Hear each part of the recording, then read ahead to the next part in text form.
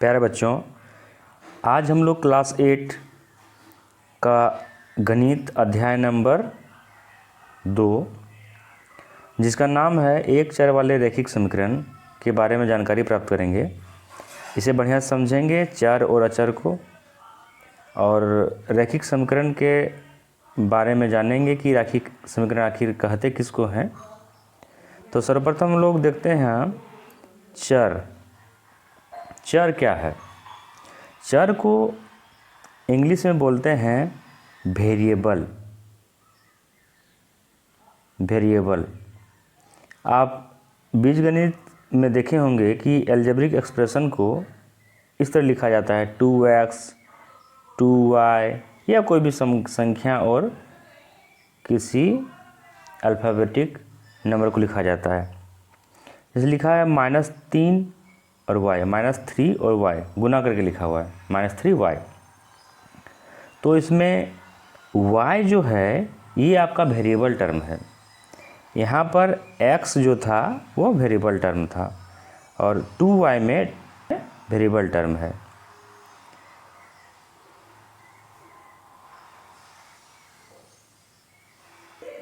अब हमने एक समीकरण लिया है 2x + 1 = 5। तो ये जो x है ये चर है। x का मान मतलब चर का मान हमेशा बदलते रहता है। जैसे इस समीकरण को अगर हल करें तो 2x = हम लिखेंगे 5 - 1, 2x = 4 और x का वैल्यू निकालेंगे तो हो जाएगा 4/2 यानी कि 2 हो जाएगा। यहाँ पर x का मान 2। अब समझने वाली बात है कि क्या x का मान हर जगह 2 ही आएगा?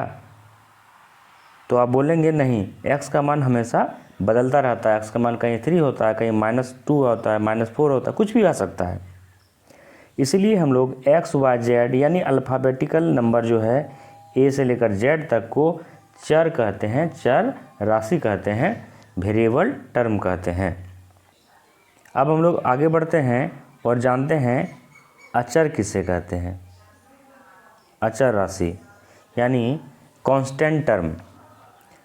तो आपने अभी देखा कि हम एग्जाम्पल के द्वारा दिखा रहे थे कि 2x, ये 2x ये क्या है? बीजगणितीय व्यंजक है, मतलब अलजेब्रिक एक्सप्रेशन है। इसमें 2 को कांस्टेंट टर्म बोलते हैं यानी अचर टर्म बोलते हैं, और x को वेरिएबल टर्म बोलते हैं यानी चर टर्म बोलते हैं। तो उसी तरह अगर अगला बीजगणितीय एक्सप्रेशन हम लेते हैं -3x, तो -3 है अचर पद। उसी तरह कहीं लिखा हुआ है x + 5, तो ये जो x है ये आपका चर पद है और 5 जो है अचर पद है। 5 कांस्टेंट टर्म है, इसका वैल्यू 5 मतलब 5, इसमें बदलाव नहीं हो सकता, लेकिन x का वैल्यू हमेशा बदलता रहता है। इसलिए इसे क्या कहा जाता है? चर पद कहा जाता है, और 5 को अचर पद कहा जाता है। तो यहाँ पर हम लिखते हैं चर पद। चर पद का मतलब होता है अल्फ़ाबेटिकल लेटर ए से लेकर जेड तक, और अचर पद का मतलब है संख्या वाला पद, 1 से लेकर जितना भी कोई संख्या को हम लोग ले सकते हैं। यही दोनों को जब मिलाते हैं, मतलब इन दोनों के बीच जो संबंध होता है उसी को हम लोग अलजेब्रिकल एक्सप्रेशन कहते हैं। जैसे x + 1, तो ये क्या है? अलजेब्रिकल एक्सप्रेशन है, बीजगणितीय व्यंजक है। x उसमें कौन सा टर्म है? चर पद है, और 1 क्या है? अचर पद है। आशा करता हूँ प्यारे बच्चों कि आप चर पद और अचर पद के बारे में आसानी से समझ गए होंगे। इसमें कोई कन्फ्यूजन अब नहीं रहा होगा। क्लास 8 का गणित में जो दूसरा चैप्टर है बीजगणित, मतलब बीजगणित के अंतर्गत एक चर वाले रैखिक समीकरण, उसको समझने के लिए भूमिका 2.1 को हम लोग देखते हैं। इसमें कुछ व्यंजक दिए गए हैं।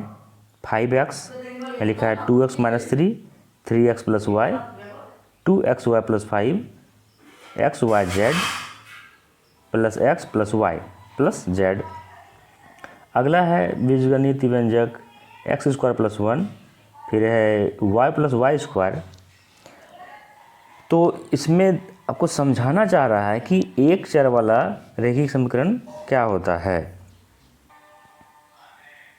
ये सभी क्या हैं? बीजीय व्यंजक हैं, बीजीय व्यंजक हैं। अब समीकरण के बारे में जानते हैं। समीकरण को पहचानने का सबसे आसान तरीका है कि बीच में बराबर का चिन्ह रहेगा। बराबर के बाईं तरफ जो अलजेब्रिक एक्सप्रेशन लिखा रहेगा उसको हम लोग LHS कहते हैं, मतलब लेफ्ट हैंड साइड, बायां पक्ष। और बराबर के दूसरी तरफ जो अलजेब्रिक एक्सप्रेशन लिखा रहेगा उसको हम लोग RHS कहते हैं, मतलब दाहिना पक्ष, दायां पक्ष।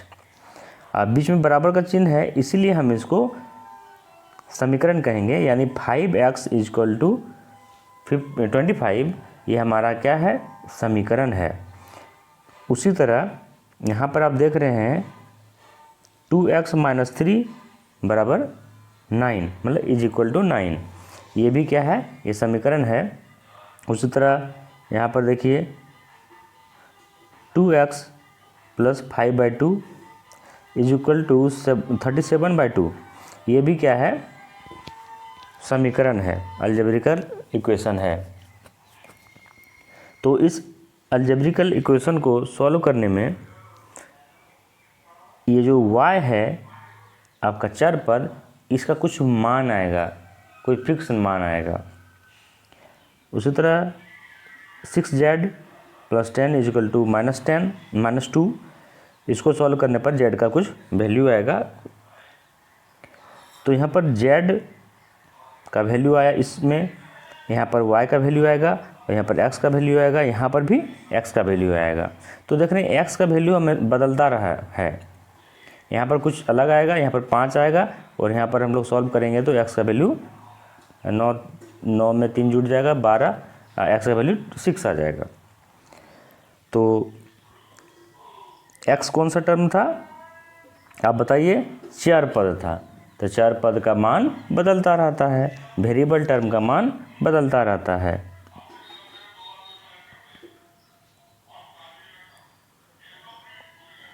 उसी को यहाँ पर समझाया गया है।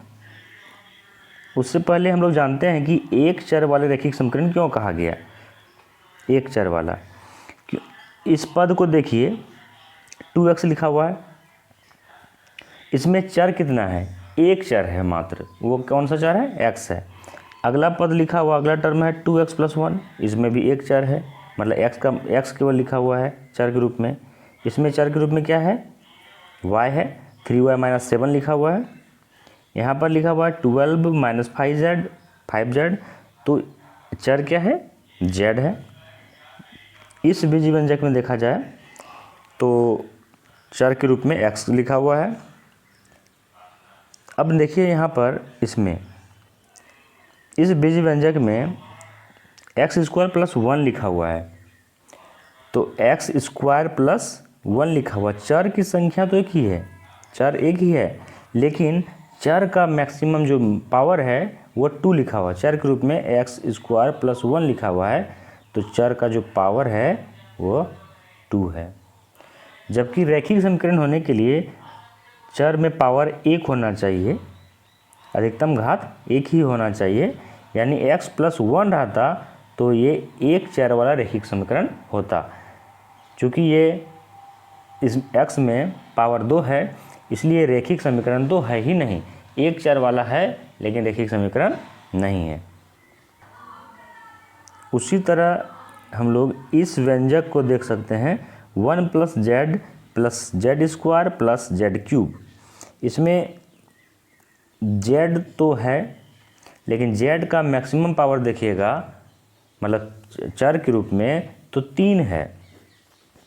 z इसमें चर है और चर का मैक्सिमम जो पावर है अधिकतम घात जो है 3 है, अतः यह रैखिक व्यंजक नहीं होगा।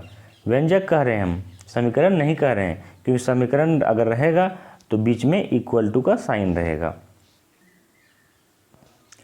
जैसा कि यहाँ पर समझाया गया है, एक समीकरण लिया गया है 2x - 3 = 7।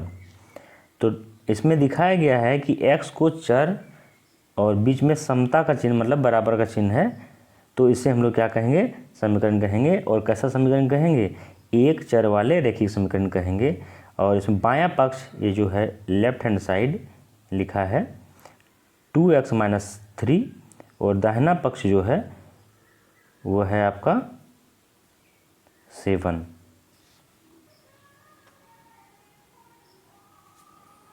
अब यहाँ पर देखा जाए, एक तराजू बना हुआ है।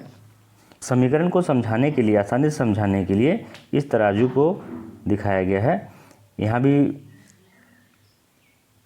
दोनों तरफ मात्रा जो है समान है। बायां तरफ जो लिखा हुआ है 2x - 3 और दाहिना तरफ लिखा हुआ है 7, ये दोनों भी बराबर है। अगर इसमें से कुछ निकालते हैं दाहिना साइड से तो उतना ही निकालना पड़ेगा बायां साइड से, तब ये क्या होगा, तराजू का कमानी बराबर होगा। अगर इसमें लेफ्ट हैंड साइड में अगर कुछ जोड़ते हैं तो दाहिना तरफ भी मतलब राइट हैंड साइड में भी कुछ जोड़ना पड़ेगा, तब ये बराबर आएगा, ये कमानी बराबर रहेगा। तो एक चर वाले रैखिक समीकरण को इसी तरह हम लोग हल करते हैं, जैसे कि एग्जाम्पल नंबर 1 में दिया गया है 2x - 3 = 7। इसको हल करना है इस समीकरण को और निकालना है x का वैल्यू। तो अब देख रहे हैं कि दोनों पक्षों में 3 जोड़ रहा है, 3 जोड़ने कहा गया है, बोला गया है। क्यों ऐसा, क्योंकि तराजू अभी हम लोग देखे कि बाएं साइड से जो निकालना पड़ेगा तो दाहिने साइड से वही चीज़ निकालना पड़ेगा, तभी तराजू क्या होगा, कमानी बराबर रहेगा। तो इसमें 2x - 3 है, तो इसमें 3 को ऐड कर दिया है, +3 किया है, तो राइट साइड में भी 3 ऐड करना पड़ेगा RHS में भी, तब ये क्या होगा, संतुलन में रहेगा। 3 को ऐड करने का एक स्पष्ट कारण है कि हमें यहाँ पर x का जब वैल्यू निकालना है तो यहाँ से हर हाल में -3 को हटाना पड़ेगा। तो हटाना पड़ेगा तो +3 करेंगे तो, और दाहिने तरफ भी +3 करेंगे तो ये 3 और +3 और ये -3 कैंसिल होगा। तो हमारे पास 2x = 10 बचेगा, 10 हो जाएगा। अब इसके बाद अब यहाँ देखिए, अब दोनों पक्षों को 2 से भाग देने को कहा गया है, भाग दिया जा रहा है। तो 2x = 10 था, पद है उसको देखना है कि चर पद में क्या गुना किया हुआ है। तो यहाँ चर पद में हम देख रहे हैं 2 गुना किया हुआ है, तो 2 से डिवाइड करेंगे तो 2 कैंसिल हो जाएगा और x मेरा अलग हो जाएगा और x का वैल्यू हमें प्राप्त हो जाएगा। इसीलिए 2 से डिवाइड किया गया लेफ्ट साइड में, तो राइट साइड में 2 से डिवाइड करना पड़ेगा। तो यहाँ देखें 2 और 2 कैंसिल हो गया और 2 5 जा 10 हो जाएगा, तो x का वैल्यू 5 प्राप्त होगा। चर पद, अचर पद, रैखिक समीकरण, एक चर वाले रैखिक समीकरण के बारे में जाना। अब तराजू के माध्यम से हम लोगों ने जाना कि समीकरण को बराबर कैसे करते हैं, उसका वैल्यू कैसे निकालते हैं, उसका मान कैसे निकालते हैं। अब क्लास में ब्लैक बोर्ड पर, वाइट बोर्ड पर इन सवालों को हम लोग बड़ी सुगमता से बनाएंगे। चलिए मिलते हैं अगली क्लास में।